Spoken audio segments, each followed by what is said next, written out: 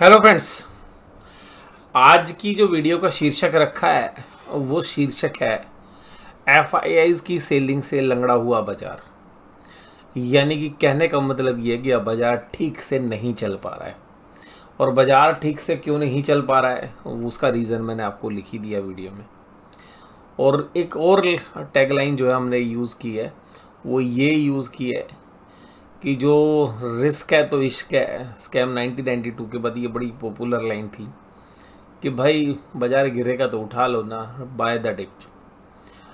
और जो कहते हैं कि जी रिस्क और इश्क वाली जो स्टोरी थी, अब क्या जो रिस्क वाले जो इश्क करने वाले लोग हैं ना, वो भी इस बार थोड़े से टेंशन में है।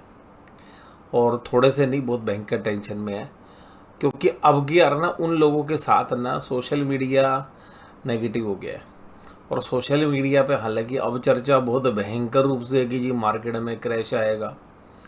ठीक है जी, किसी पंडित जी ने भविष्यवाणी कर दिया है कि जी अब तो बाजार टूटेगा टूटेगा 28 तारीख को। देखिए बाजार अपने हिसाब से चलता है। हालांकि हमारा आकलन महीने के एंड की वीकनेस का बहुत पहले से ही है।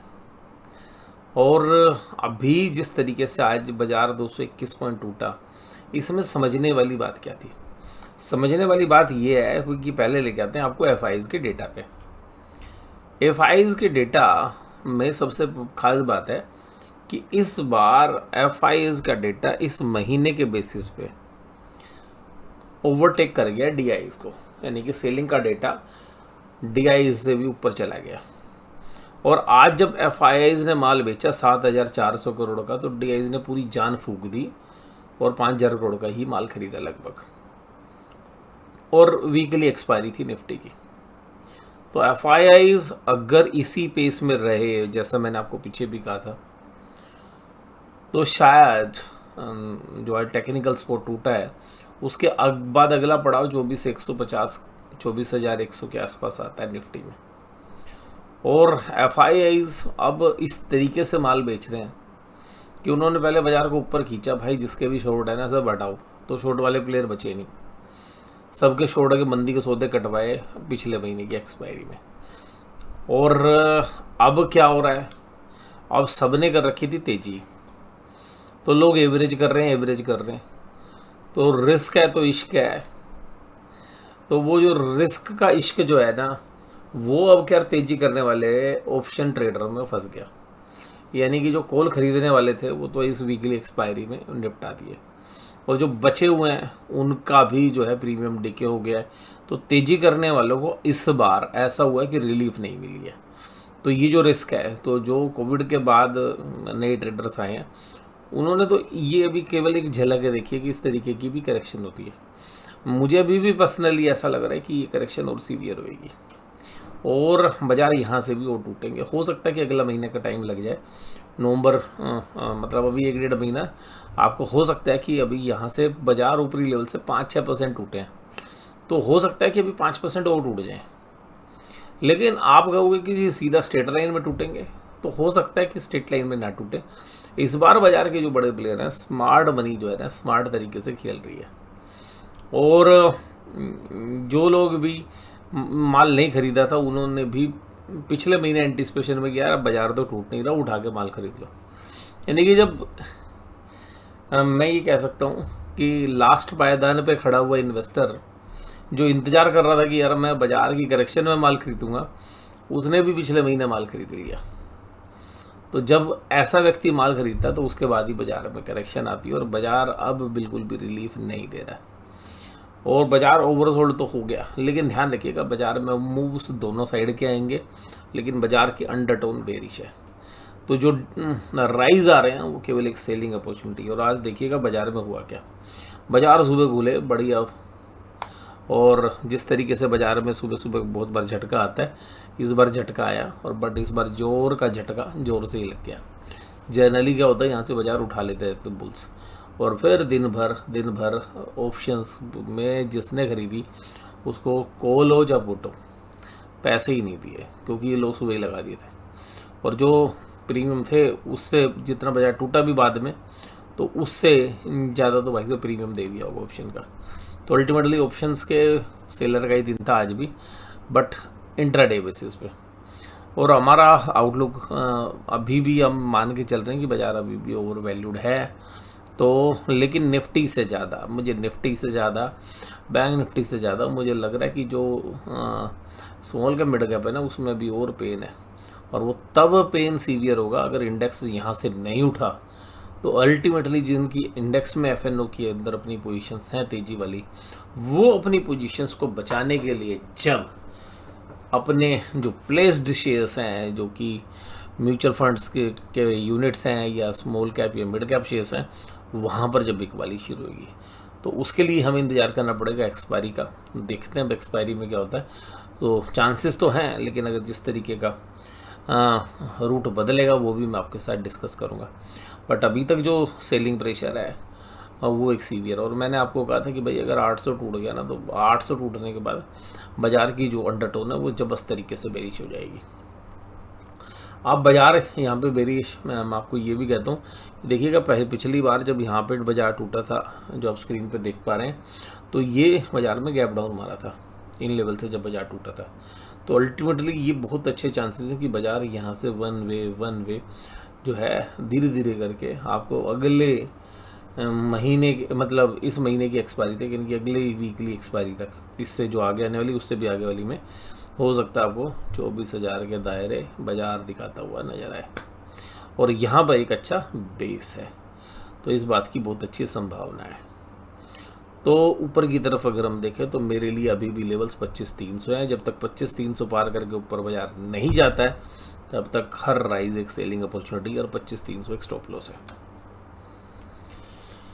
इन्फोसिस, लार्सन टेक महिंद्रा जैसे शेयर्स आज तेज़ थे और इन्फोसिस के रिजल्ट थे, अच्छे रिजल्ट हैं, लेकिन एडीआर जो है तकरीबन 2% डाउन था। अब जो आज से अभी से आधे पौने घंटे पहले बजाज ऑटो का जो शेयर्स आज तकरीबन 10-11% टूटता हुआ नज़र आया और रिजल्ट का असर जो है इसमें देखने के लिए मिला। लेकिन ये शेयर्स वैसे भी ओवर वैल्यूड था। HDFC bank, Mahindra and Mahindra, ICI bank ये भी कमज़ोर थे। आज एडवांस डिक्लाइन रेशियो भी मंदी वालों के साइड में थी।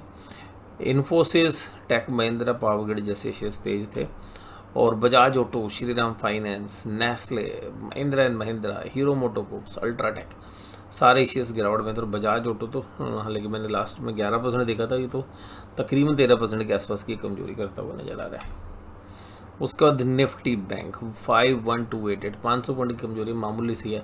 पर होता क्या है ना कि चाहे टीवी के एंकर्स हो चाहे सोशल मीडिया हो, एक दिन 500 पॉइंट बाजार टूट जाए ये लगता है भाई हाय तो ऐसा नहीं होता है। ये कोई बहुत बड़ी गिरावट है तो बाजार की एक रूटीन 1% भी नहीं गिरा बाजार। अरे बाजार 1-1.5% तो चलता भी, 1-1.5% गिरता भी है। बट हाँ ये पक्का है कि 51,800 टूटने के बाद अंडरटोन बेरिश हो गई है। और अगर अब यहाँ से बाजार, क्योंकि बाजार का सेंटीमेंट बहुत ख़राब हुआ है आज अगर हम बात करें तो यहाँ पे, क्योंकि आज जो कॉल के ऑप्शंस थे ना, कॉल में जिन्होंने पुट बेच रखी थी जो तेजी वाले, तो जो वो आज पोजीशन नहीं बचा पाए अपनी, तो बाजार कल कहाँ बचाने देगा। तो अब तो हर राइस पे सेल होगा और जो ऑप्शंस है कि जो ट्रेडर्स हैं वो लास्ट वाले दिन एक्टिव होते हैं। तो अभी बाजार अगर कोई ऊपर खींचेगा भी तो मंथली एक्सपायरी पे फिर नीचे ही आना है बाजार ने। तो अल्टीमेटली चांसेस ये हैं कि जो राइज है वो एक सेलिंग अपॉर्चुनिटी है, बट बाजार के अंडरटोन बेरिश हो गई है। अब तो बाजार को ऊपर चलना भी मुझे थोड़ा सा खतरे वाला लग रहा है, मुश्किल लग रहा है। और अगर एफआईज की बाइंग जब तक नहीं लौटेगी, अब बाजार के अंदर डीआईआईज को जो है बाजार में एफआईज ने लपेट दिया है। और डीआईज भी थोड़ा सा बैकफुट पे इसलिए आ जाएंगे क्योंकि उनको भी महीने की एक्सपायरी के लास्ट के 2-3 दिन के लिए भी एक बाइंग की अपॉर्चुनिटी छोड़नी पड़ेगी। तो जिसकी वजह से हो सकता है कि बाजार अभी कल भी एक गिरावट दिखाए, फिर हो सकता है कि अगले हफ्ते की शुरुआत में थोड़ा सा पुल बैक दे, लेकिन मंथली एक्सपायरी में फिर डाउन ही जाने की संभावना है। एचडीएफसी बैंक के जो रिजल्ट हैं वो शनिवार को है, तो काफ़ी क्रूशल रिजल्ट हैं एचडीएफसी बैंक के, तो हमारी नज़र रहेगी उसके ऊपर। आईसीआई बैंक, एक्सिस, पीएनबी और कोटक महिंद्रा बैंक ये सब कमज़ोर थे। उसके बाद अगर हम बात आपके साथ करें एफआईज के डेटा में, तो आज जो सेलिंग की है एफआईज ने 7,400 करोड़ बेच दिए। उसके बाद एफआईज ने आज इंडेक्स फ्यूचर्स भी बेचा है। इतने मतलब सीवियर सेलिंग के बाद जनरली अपने हेज तो पॉजिटिव साइड लेते हैं, नहीं भैया नहीं ले रहे। इंडेक्स फ्यूचर्स भी मंदी में बैठे हैं, स्टॉक फ्यूचर्स भी मंदी में बैठे हैं। मतलब कोई महीना ऐसा बहुत कम होता है जहाँ पर तीनों जगह पर यार एफआईज मंदी करके बैठे हैं। तो अगर डीआईज ने शॉर्ट कवरिंग दिला दी या एचएनआई इन्वेस्टर्स ने, तो एफआईज की शॉर्ट कवरिंग भी जबरदस्त आएगी। बट इस बार एफआईआईज ना उतने कमज़ोर लग नहीं रहे जितने हर बार फंस जाते थे और जब मंदी करते थे तो बाजार उनको औंधे मुँह गिरा देता था।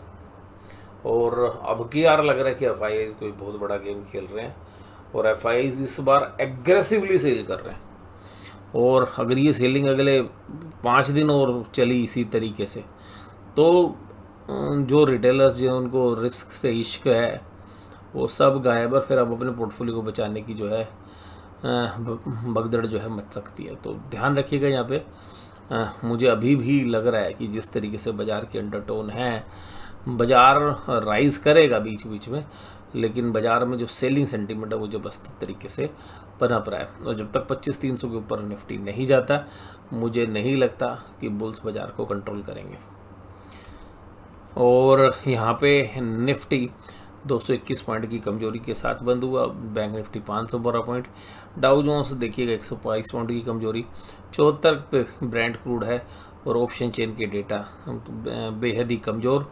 और हर लेवल पर जो है आप देखेंगे कि कॉल राइटर एक्टिव है 24,800। एक ऐसा स्ट्राइक प्राइस है जहाँ पे कॉल राइटर एग्रेसिवली एक्टिवेट है। हालांकि पुट राइटिंग भी हुई लेकिन कॉल राइटिंग कहीं 1.5 गुना ज़्यादा हुई।